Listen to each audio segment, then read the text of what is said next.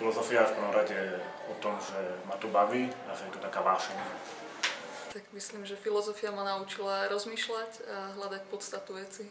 Študujem filozofiu, pretože je to veľmi zaujímavý odbor. Spoznala som tu kopec nových skvelých ľudí. Keď som išla na vysokú školu, tak mala som len také základné poznatky o tom, čo je filozofia a čoho sa týka, ale až na vysokej škole sa mi to viac otvorilo a sprístupnilo a momentálne ma tak najviac zaujíma tá filozofia týkajúca sa človeka, pretože v nej vidím ten zmysel skutočne poznávať najprv sama seba, až potom to, čo je okolo nás. Takže pre mňa je filozofia zaujímavá práve tým, že sa sústredí aj na človeka a teda poznávam seba a okolie. Rozvíjame kreatívne myslenie. Na seminároch diskutujeme o aktuálnych témach a to nám pomáha vytvárať si taký všeobecný rozhľad. Je rozmýšľať úplne inakším spôsobom, ako som dovtedy rozmýšľala. Bohatila ma hlavne, čo sa týka vyjadrovania.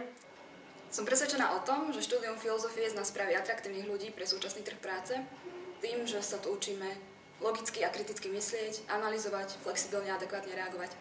Hoci sú to cudzie slová, ktoré neradi používame, vy maturanti tomu budete rozumieť.